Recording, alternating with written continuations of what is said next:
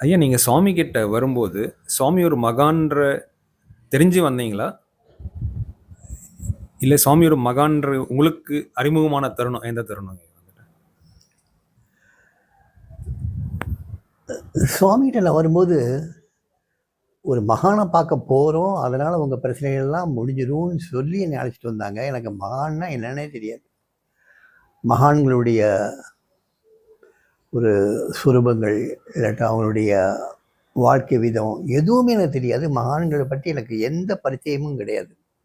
ஆனால் அந்த சமயத்தில் ரொம்ப பணச்சிக்கலில், பெரிய பணச்சிக்கலில் இருந்தேன், பெரிய கடன் சிக்கலில் இருந்தேன். ரொம்ப சிக்கலில் இருந்ததுனால யார் எது சொன்னாலும் நம்பினேன். ஸோ ஒரு சித்தரை பார்த்துட்டு வருவோம், ஒரு பெரிய மகானை பார்த்துட்டு வருவோம், வந்தால் உங்கள் பிரச்சனை தீரலாம். கொண்டு அப்படி நீங்கள் பார்க்க என் கூட வந்தீங்கன்னா உங்களுக்கு பண உதவியும் நான் ஏதாவது பண்ணுறேன்னு ஒருத்தர் சொன்னதுனால, அந்த உறவினர் சொன்னதுனால நான் அந்த உறவினரோட சரி பார்க்க வரேன்னு சொல்லி வந்தேன். அப்படி வரும்போது சாமியை வந்து பார்த்தோம். பார்த்த உடனே அவர் நமஸ்காரம் பண்ணார். அவர் நமஸ்காரம் பண்ணார். நான் இது வரைக்கும் நமஸ்காரம் பண்ணுறதுலாம் எனக்கு தெரியாது. நமஸ்காரம் பண்ணணும்னு தோணலை. நான் மண்டியிட்டு இப்படி கையெடுத்து கும்பிட்டேன். சாமி என்னுடைய 2 கையையும் பிடிச்சிக்கிட்டாரு. பிடிச்சிக்கிட்டு, சாமி இவர் தான் பார்த்தசாரதின்னு என்னை கூட்டு வந்து சொன்னார். என் கையை பிடிச்சவர் பிடிச்சி சொல்கிறாரு, how it happened, how it happened, எப்படி இது நடந்துச்சு, எப்படி இது நடந்துச்சு. Oh my father, thank you my father, thank you my father, at last you have brought Parthasarathy here. இதான் அவர் சொன்னது. கடைசியில் பார்த்தசாரதி இங்கே கூட்டு வந்துட்டீங்க, இந்த பிச்சைக்காட்டை கொண்டு சேர்த்துட்டீங்க, ரொம்ப நன்றி அப்பான்னு சொல்லி நன்றி சொன்னார். எனக்கு எல்லாமே புதுசாக இருந்தது. எனக்கும் ஒரு வேல்யூ கொடுக்கக்கூடிய ஒரு ஜீவன் இருக்குன்னு நினச்சி நான் சந்தோஷப்பட்டேன். அப்போ ஆகா, கொஞ்சம் முக்கியமான ஆளுங்கிற மாதிரி நம்மளை சொல்கிறாரே, நம்மளை அறிமுகப்படுத்துகிறாரேன்னு நினச்சி கொஞ்சம் சந்தோஷப்பட்டதை தவிர்த்து அப்பயும் அவர் மகான்லாம் நான் ஒத்துக்கல. அப்புறம் பேச்சு அப்படியே வளர்ந்துச்சு. வளர்ந்த உடனே புத்தரை பற்றி சாமி பேசினார். அப்போ புத்தர் எனக்கு பிடிக்காத சாமின்னு நான். உனக்கு ஏன் பிடிக்காதுன்னு கேட்டார். சாமி என்ன சாமி அவர், ஒரு இளம் மனைவி, அப்போ பிறந்த குழந்தை, ஒரு ராஜ்யம், எவ்வளோ பொறுப்புள்ள ஒரு பதவி, ராஜாங்கிற பதவி, அவ்வளோத்தையும் விட்டுட்டு எதையோ கண்டுபிடிக்க போகிறதா சொல்லிட்டு காட்டுக்குள்ளே போகிறது, இதெல்லாம் கோலத்தனம் இல்லையா சாமின்னு கேட்டேன். அவர் சாமிக்கு ஒரே கோபம். புத்தர் எப்போ வாழ்ந்தாரு தெரியுமான்னு கேட்டாப்புல. 2000 வருஷத்துக்கு முந்தி வாழ்ந்தார் சாமி. சரி, புத்தருடைய உறவினர்கள் பேரெல்லாம் கேட்டார். அவ்வளோ பேரையும் சொன்னேன் நான். இதெல்லாம் உனக்கு எப்படி ஞாபகம் இருக்குன்னு கேட்டார். சாமி இதெல்லாம் படிச்சிருக்கனே அப்படின்னாப்புல. படித்ததெல்லாம் ஞாபகப்படுத்தி உனக்கு வச்சிருக்கீங்கன்னா, இந்த Buddha is very much in your பிளட்னாரு. உன் ரத்தத்திலே புத்தா இருக்காரு. நம்ம நாட்டு கலாச்சாரமே இந்த புத்தர், கிருஷ்ணா, ராமா, இந்த மாதிரி ஒரு செயின்ஸுடைய பிளட்டு தான் நம்ம எல்லா இந்தியர்களுடைய ரத்தத்திலேயே ஓடிக்கிட்டு இருக்குன்னாரு. ஸோ அவங்க செய்யக்கூடிய செயல்கள் அவங்க குடும்பத்துக்கு நன்மை பயக்குதோ இல்லையோ, ஆனால் இந்த லோகத்துக்கு எவ்வளோ நன்மை பயக்குதுன்னு யாருக்காவது தெரியுமா? உனக்கு தெரியுமா அது கொஞ்சமாவது? புத்தருங்கிறது எத்தனை பேருக்கு வழிகாட்டியிருக்கார், எத்தனை பேரை வந்து அவர் எங்கள் அப்பாவோட சேர்த்துருக்காருங்கிறது உனக்கு தெரியுமா? எப்படிலாம் கேட்டு வரிசையாக கேட்டு வந்தால் அந்த எந்த கேள்விக்கு நான் பதில் சொல்ல முடியல. நான் வாட்டில் அமைதியாக இருந்தேன். இருந்தாலும் என்னுடைய மேதாவலசத்தை காட்டுறதுக்காக என்னை பற்றி அவர் நீ எப்படி இருக்க, என்ன கேட்குறேன்னு சொல்லி போது நான் நிறையா சொன்னேன். சாமி நான் தெய்வ நம்பிக்கை உள்ளவன், அவர்கிட்ட நான் என்னைய நிரூபணம் பண்ணுறதுக்காக சொல்கிறேன். நான் ரொம்ப பெரிய தெய்வ நம்பிக்கை உள்ளவன். அந்த கோயிலுக்கு பாருங்கள் நான் அவ்வளோ செஞ்சுருக்கேன், இந்த கோயிலுக்கு பாருங்கள் இவ்வளோ செஞ்சுருக்கேன். ஆனால் எதுவுமே என் பேரில் செய்யலை சாமி, எங்கள் அப்பா அம்மா பேரில் தான் நான் செஞ்சேன். எனக்கு சுய விளம்பரம் பிடிக்காது. அப்படி இப்படின்னு நிறைய அழுதுட்டு இருந்தேன். சாமி is it, is it, is இட்னு அவ்வளோ ஆச்சரியப்பட்டு கேட்டுக்கிட்டு இருந்தார். சீரியஸாக கேட்டுக்கிட்டு இருந்தார். இந்த அது ஒரு அந்த மாதிரி என்னை வந்து ஒரு கலாட்டா பண்ணுறாருன்னு கூட தெரியாமல் நானும் அளந்துக்கிட்டே இருக்கேன். சொல்லிவிட்டு, சாமி இவ்வளோ பண்ணியும் கூட இன்னும் நான் சிரமப்பட்டுட்டு இருக்கேன் சாமி, எனக்கு பணம் வேண்டியிருக்கு சாமி, இவ்வளோ கடனாகிடுச்சு, நான் எவ்வளவு தான தர்மம் பண்ணியும் இவ்வளோ உதவிகள் பண்ணியும் நான் இப்போ கஷ்டப்படுறேனே சாமி, எனக்கு ஏதாவது உதவி வேணுமே சாமி, எனக்கு பணம் கிடைக்கும்படி நீங்கள் ஏதாவது செய்ய முடியுமா சாமின்னு கேட்டேன். அப்போ சொன்னார், Radhika is suffering, you make her happy. ராதிகாங்கிறது என்னுடைய மனைவி. என்னுடைய மனைவியை வந்து நீ சந்தோஷப்படுத்து, அப்பா வந்து உன்னுடைய பிரச்சனைகள்லாம் தீர்த்து வைப்பார். ராதிகாவை நீ சந்தோஷப்படுத்தலைன்னா கஷ்டம் அப்படின்னார். சாமி நான் ஏற்கனவே இன்னொரு பொண்ணுக்கு வாக்கு கொடுத்துட்டேன் சாமி அப்படின்னு. நான் இட்ஸ் ஆல் ரைட், ராதியாவை சந்தோஷப்படுத்து. அது சாமி அந்த பொண்ணை நான் கைவிட்டேன், அது பெரிய பாவம் ஆயிடாத சாமி. ஓஹோ, then put that sin on this beggar's ஹெட்னார். அந்த பாவத்தை தூக்கி இந்த பிச்சைக்காரன் தலையில் போடு அப்படின்னார். சாமி இந்த தடவை இட்ஸ் ஆல் ரைட் சாமி, ஆனால் அடுத்த தடவை இதே மாதிரி ஒரு தப்பை பண்ணிட்டு வந்து என்னன்னா அந்த பாவத்தை நான் யார் தலையில் சாமி போடணும்னு கேட்டேன். ஓஹோன்னாரு. அதோடு சரி. அதுக்கப்புறம் நான் நினச்சிருந்த பொண்ணை வந்து மறுபடியும் பார்க்க சந்தர்ப்பமே கிடையாது, பேசுறதுக்கு சந்தர்ப்பம் கிடையாது. பார்க்கறது என்ன, அடையாளமாக என்கிட்ட இருந்த பொருட்கள் கூட எல்லாமே திருடு போயிடுச்சு, காணாமல் போயிடுச்சு, ஒன்றுமே நடக்கலை. மறுநாள் வந்து விநாயகர் சதுர்த்தி எங்களை லாட்ஜுக்கு அனுப்பிட்டாரு, தங்கிட்டு மறுநாள் வந்து விநாயகர் சதுர்த்திக்கு வந்தோம்.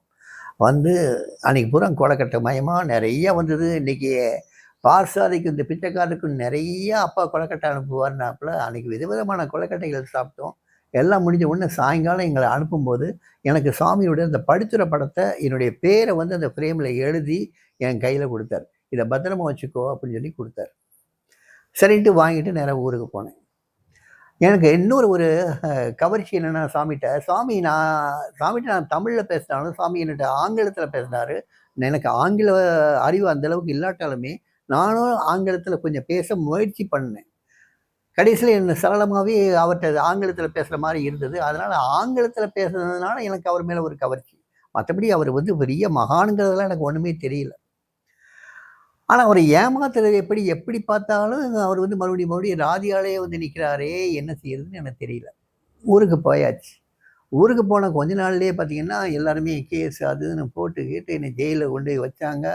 வச்சு ஒரு 18 நாள் ஜெயிலேருந்து வெளியே வந்த உடனே, ஜாமீனில் வெளியே வந்த உடனே எங்கே போகணுன்னு நினைக்கிறீங்கன்னு என்னுடைய உறவினர் ஒருத்தர் கேட்குறாரு. நான் திருவண்ணாமலையில் சாமியை தான் பார்க்க போகணுன்னு நினைக்கிறேன் அப்படின்னு சொல்லிட்டேன். நேராக சாமி பார்க்க வந்தேன். அப்பையும் கேட்குறேன் அவர்கிட்ட, சாமி எனக்கு வந்த கஷ்டங்களுக்கெல்லாம் நீங்கள் தானே காரணம்னு கேட்குறேன். அவர் ஏதோ பிளாக் மேஜிக் பண்ணுறவர் மாதிரி எனக்கு வந்து அப்போ வந்து ஒரு நினப்பு. சாமி வந்து அவ்வளவு ஒரு வேகத்தோடு சொல்கிறாரு. பிளாக் மேஜிக்னுங்க வார்த்தையை சொல்லலை. இந்த உலகத்தில் நடக்கக்கூடிய அத்தனை சம்பவங்களும் இந்த பிச்சைக்காரனால தான் நடக்குது, வேறு யாராலையும் நடக்கலை. இந்த பிச்சைக்காரனால தான் உலகத்தில் உள்ள அத்தனை சமாச்சாரம் நடக்குது. உன்னுடைய கதையும் இந்த பிச்சைக்காரனால தான் நடத்தப்படுது அப்படின்னு சொன்னோன்னா அந்த லாங்குவேஜ் எனக்கு புரியல. இதனால் அது வித்தியாசமாக பேசுகிறாரேன்னு நினச்சேன் நான். கடைசியில் என்கிட்ட கையில் காசும் கிடையாது, என்ன செய்யறதுன்னு தெரியாது. நான் இப்போ எங்கே போவேன் சாமின்னு சொல்லி கேட்டேன். அப்போ என்னுடைய உறவினரை கையை காட்டி, நீ அவரை கூப்பிட்டு போ, சென்னைக்கு போ, சென்னையில் போய் அவருக்கு வேண்டிய வசதிகளை பண்ணி கொடுன்னு சொல்லி அனுப்பிச்சார். அந்த உறவினர் வந்து சென்னை கூப்பிட்டு போனார். சென்னையில் சரியான மழை. அப்போ சரியான மழையில் நடு ரோட்டில் என்னை விட்டுட்டு எங்கள் உறவினர் போயிட்டார்.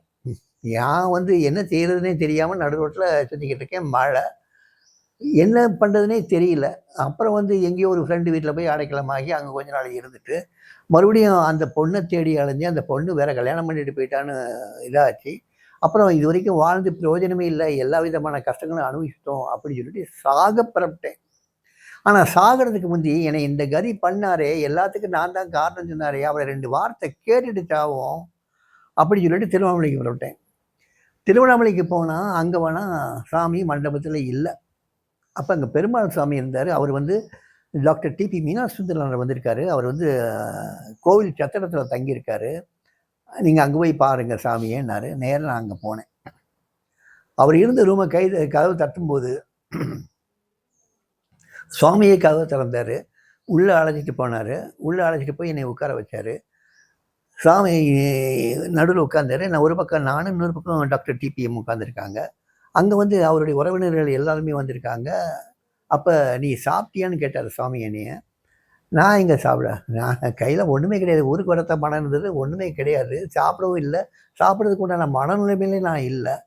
நான் ஒன்றுமே பதிலே பேசலை. சாமி அந்த ஒரு லேடியை பார்த்து இவருக்கு சாப்பிட ஏதாவது கொடுக்கலாமான்னு சொன்னார். அந்த அம்மா ஏதோ எடுத்துகிட்டு வர போச்சு. இல்லை சாமி எனக்கு வேண்டாம், எனக்கு பசியே இல்லை, எனக்கு ஒன்றுமே வேண்டான்னு வெகமெண்ட்டாக சொல்கிறேன். ரொம்ப கோவத்தில் சொல்கிற மாதிரி சொல்கிறேன் நான். அதை பார்த்துட்டு அவங்களும் அப்படியே நிப்பாட்டிக்கிட்டாங்க. அப்புறம் உட்காந்தாங்க. ஒரு சாமி ஒரு லேடியை பாட சொன்னார். இன்னொரு லேடி வந்து பரதநாட்டியம் ஆட சொன்னாங்க. அற்புதமான கீதம், அற்புதமான நிருத்தியம், ரெண்டுமே அவ்வளோ நல்லா இருந்தது. ஒரு நார்மலான பீரியட்னா நல்லா ரசித்து வைப்பேன் நான். ஆனால் அந்த சமயத்தில் எனக்குலாம் கோபமாக வந்தது. நான் இவ்வளோ கஷ்டப்பட்டுட்டு இருக்கேன், இந்த மனுஷன் வந்து பாட்டையும் நாட்டியத்தையும் கேட்டு உட்காந்துருக்காரு. இது நமக்கு ஒன்றும் இவர் செய்கிற மாதிரி தெரியல, நம்ம தற்கொலை பண்ணிக்க வேண்டியதான். இப்போ வந்து இவர்கிட்ட எதுவும் கேட்கறதுலேயும் பிரயோஜனம் இல்லை, கூட்டம் இவ்வளோ கூட்டம் இருக்குது, ஒன்றும் கேட்கவும் முடியாது, நம்ம புறப்பட வேண்டியதான்னு சொல்லிட்டு விரட்டு எழுந்தேன். சாமி ஆச்சரியமாக என்னை பார்த்தாரு. அது வரைக்கும் என் கையை பிடிச்சிட்டு இருக்காரு, எனக்கு என் கையை பிடிச்சிட்டு இருக்காரு. கையை உதறிட்டு எழுந்துச்சு நிற்கிறேன். இன்னும் கொஞ்சம் நேரம் என் கூட இருக்கலாமே பார் சார் அப்படிங்கிறாரு. நோ சாமி, I am not feeling well, I want to go. எனக்கு உடம்பு முடியல சாமி, நான் போகிறேன், லாட்ஜுக்கு போகிறேன், ரெஸ்ட் எடுக்க போகிறேன். சாமி அப்படியே கொஞ்ச நேரம் பார்த்தாரு. All right, you can go அப்படிங்கிறாரு. நேராக போயிட்டேன். நேராக போனால் அங்கே போய் லாட்ஜில் உட்காந்து ஒரு 2 பக்கத்துக்கு லெட்டர் எழுதுறேன். அவர்கிட்ட தான் பேச முடியலையே. 2 பக்கத்துக்கு அவரை திட்டி இவரை திட்டி யாரையும் திட்டுறதெல்லாம் திட்டி கடைசியில் என்னையும் திட்டி போது இந்த வாழ்க்கைன்னு சொல்லி முடித்து லெட்டர் எழுதி முடிச்சாச்சு. அந்த விஷம் ஏற்கனவே வாங்கிட்டு வந்துருந்தேன். அந்த விஷத்தை எடுத்து ஒரு கண்ணாடி கிளாஸில் ஊற்றி அதை குடிக்கலாமா வேண்டாமான்னு அந்த பயத்திலேயே 1 மணி நேரம் போச்சு. இதுக்கடையில் கதவுலாம் திறந்து வச்சு, அது வந்து ஈஸ்ட் ஃபேஸிங் ரூம், அது ஜன்னலையும் திறந்து வச்சுட்டு, ஏன்னா பாடி அழிகிறக்கூடாதே, அதனால் கதவுலாம் திறந்தே வச்சுருந்தேன், சாத்தி மட்டும் வச்சுருந்தேன். திடீர்னு ஒரு வேகம் வந்தது, எடுத்து குடித்தாச்சு. குடித்த உடனே கொஞ்ச நேரம் தான் எனக்கு வந்து அந்த கான்சியஸ் லெவல் இருந்தது. அதுக்கப்புறம் எனக்கு என்ன நடந்ததுன்னே தெரியாது. மறுநாள் சூரிய வெளிச்சம் அந்த கிழக்கு ஜன்னல் வழியாக என் மூஞ்சில் அடிக்குது. எதிர்த்து பார்த்தா நான் எங்கே இருக்கேன்னு தெரியல. அப்போ சிகரெட் பிடிப்பேன், நிறையா பிடிப்பேன். சிகரெட் எடுத்து பிடிக்க வச்சா சிகரெட் பத்துது, புகை வருது. இப்போ சிகரெட் பிடிக்கிற அந்த உணர்வு இருக்குது, எல்லாம் இருக்குது. நான் உயிரோடு இருக்கேன்னு தெரிஞ்சு போச்சு. எனக்கு இன்னும் கோபம் அந்த சாமி மேலே. இந்த மனுஷனை இருக்க வாழ விட மாட்டேங்கிறான், சாக விட மாட்டேங்கிறான், இந்த கிழவனை 2ல் 1 நீ கேட்ட வேண்டியதான் அப்படின்னு சொல்லிட்டு நேராக அவர்கிட்ட இருக்கிற புண்ணு மண்டத்தடிக்கு போகிறேன். அவ்வளோ வேகமாக ஓடி போகிறேன். அப்போ வந்து ஸ்டேஷனுக்கு பின்பக்கம் இருக்கும் அந்த புண்ணு மரம்.